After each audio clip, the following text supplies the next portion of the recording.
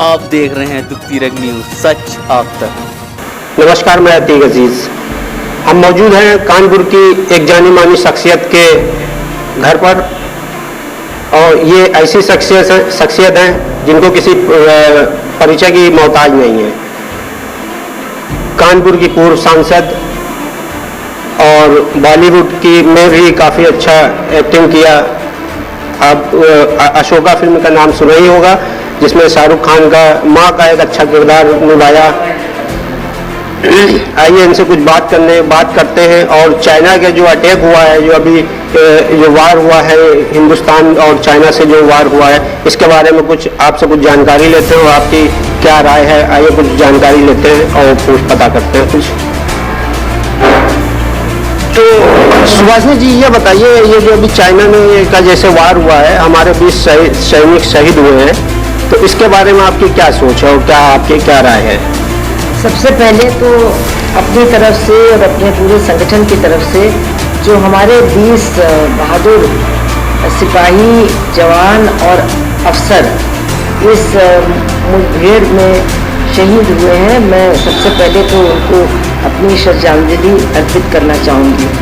और उसके बाद मैं ये कहना चाहूँगी कि एक बहुत अजीब बात है कि हमारी इस वक्त की जो सरकार है वो जनता को कभी भी कुछ बताने में विश्वास नहीं रखती है। उसमें कहीं भी पारदर्शिता नहीं है। मतलब बड़े बड़े संकट से निपटने के लिए, चाहे वो कोरोना वायरस का संकट हो या एक मतलब जो सीमा का विवाद है उससे पैदा होने वाला संकट हो, तो जब तक आप देश को पूरी सच्चाई नहीं बताएंगे, सारी बातों से अवगत नहीं कराएंगे और लोगों को एकताबद्ध करने का बहुत ज़बरदस्त प्रयास नहीं करेंगे, तब तक इन बड़े बड़े संकटों से जूझना बहुत मुश्किल है। और हम देख रहे हैं, कोरोना की बात तो हम नहीं करना चाहेंगे, लेकिन इसमें भी अगर हम देखें तो हम लोगों के पास मतलब कुछ अखबारों से, कुछ दूसरे स्रोतों से खबर लगातार मई के महीने से आ रही थी कि लद्दाख में ये जो गलवान घाटी है, उसमें मतलब चीन की तरफ से भी काफ़ी उनकी सेना और उनके मतलब टैंक्स और उनकी तमाम सामग्री जमा हो रहा है। और हमारी तरफ से भी सड़क को बनाने का काम तेज़ी से चल रहा है। और वो एरिया ऐसा है कि चाइना, पाकिस्तान और भारत की सीमाएं वहाँ पर मिलती हैं। वो बहुत स्ट्रेटेजिकली इम्पोर्टेंट है। वहाँ सियाचिन भी है, वहाँ काराकोरम रेंज भी है, और मतलब लद्दाख तो खैर है ही। उसके अलावा जो चाइना बहुत बड़ी सड़क बना रही है पाकिस्तान के थ्रू अपने व्यापार के लिए, वो भी वहीं पर है। इसलिए नेपाल जैसे भी भारत के विरोध पर आते हैं, तो उस पर ये बातें 1 महीने से चल रही है, 1 महीने से ज़्यादा। लेकिन मतलब सरकार की तरफ से कोई भी स्टेटमेंट, कोई भी घोषणा हम लोगों के सामने नहीं आई। और अब भी बहुत अजीब बात है कि हमारे 20 लोग शहीद हो गए। जिस दिन उनकी मौत हुई तो वो भी सब सही नहीं मालूम हो रहा था। पहले 3 की खबर आई, फिर और बोला गया, और फिर सबसे जो कमाल की बात है, 3 दिन के बाद जब हमारे 2 सेना के अधिकारियों के बीच में बातचीत हुई, चाइना की और हमारी, तो तब ये बात निकल करके आई कि हमारे 10 और लोग उनके यहाँ बंधक थे, जिनमें से 3 अधिकारी थे, और इस बातचीत के बाद ही वो छोड़े गए। तो ये भी बात हम लोगों को नहीं बताई गई। और फिर अगर हम देखें तो हमारे जो रक्षा मंत्री हैं, उन्होंने ये कहा कि उन्होंने घुसपैठ की, वो हमारे यहाँ आए और हमने उनको फिर पीछे हटाया। और हमारे कुछ सैनिक प्रवक्ताओं ने भी इस तरह की बात की। लेकिन जो सबसे आश्चर्यजनक बात है वो ये कि कल जब मतलब दूसरे विपक्ष राजनीतिक दलों के साथ मीटिंग हुई, तो 1 बार नहीं 2 बार प्रधानमंत्री ने जोर दे करके कहा कि कोई भी हमारे सीमाओं को पार करके नहीं आया। अच्छा, जब हमारी सीमाओं को पार नहीं किया है, तो ये जो 20 सैनिक हमारे शहीद हो गए, ये किस उसके क्षेत्र में हुए? तो ये तो सवाल ही हम कर सकते हैं। पूरे देश में भी ये सवाल है कि आखिर अगर वो नहीं इस तरफ आए तो हम क्या कहना चाह रहे हैं। अब मैं अपनी तरफ से नहीं कहूँगी क्योंकि फिर वो मिसकोट हो जाएगा, लेकिन प्रधानमंत्री को कम से कम, हालांकि उनसे भी पूछना बेकार है, वो तो कोई बात ही नहीं करते हैं जनता से, लेकिन ये वो कुछ और बोल रहे हैं, फॉरेन सर्विस के लोग कुछ और बोल रहे हैं, हमारा जो विदेश मंत्री है जो बात कर रहा है चीन के विदेश मंत्री से, वो भी कुछ और बोल रहा है। तो इससे एक बहुत ज़बरदस्त असमंजस की स्थिति हमारे देश में पैदा हुई है।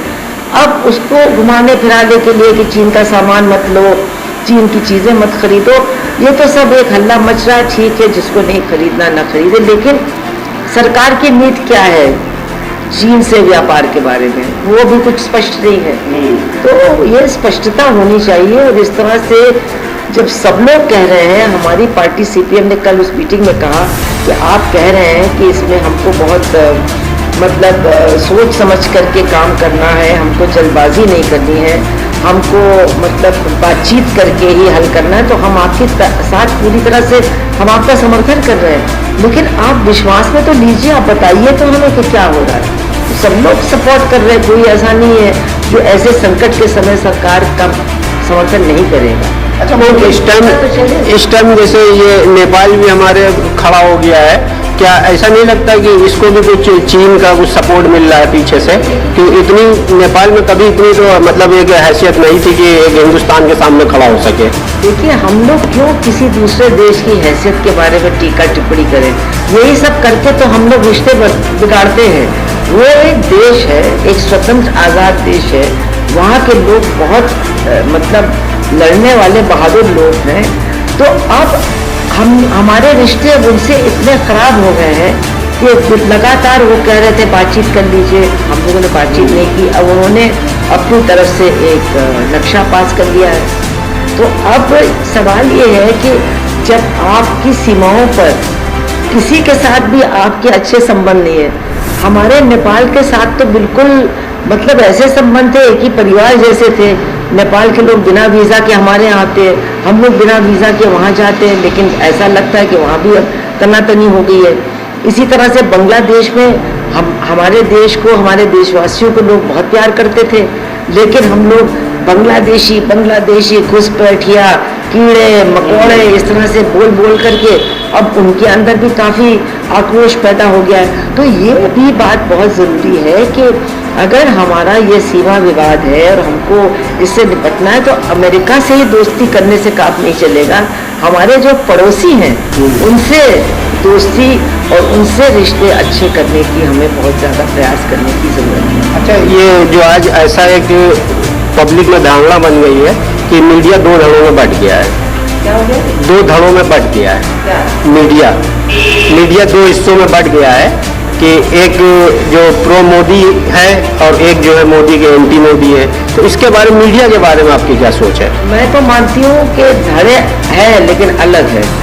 एक बहुत छोटा सा मीडिया बचा है जो कुछ सच लोगों के सामने रखने की कोशिश करता है, और एक बहुत बड़ा मीडिया का हिस्सा है जो समझता है कि जो आरएसएस है, बीजेपी है और सरकार है, उसकी हर बात को हमें सही ठहराना है। अगर मोदी जी कहे कि कोई नहीं आया हमारे देश में तो उसको भी ठीक कहना है, और अगर राजनाथ सिंह कहे कि नहीं कुछ आए तो उस पर विचार विमर्श नहीं करना है, सबको ठीक कहना है। और अगर कोई विरोध करे सरकार के तो फिर पूरी तरह से उनके ऊपर बरस पड़ना, चिल्लाना, चीखना और उनको देशद्रोही साबित करना, ये अच्छी बात है। तो मैम, अब आते हैं आपकी सीपीआईएम पर।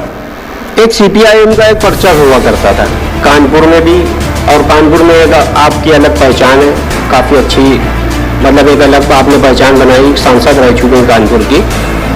अब ये सीपीआईएम एक खो सी गई है, इसकी वजह आप क्या मानती हैं?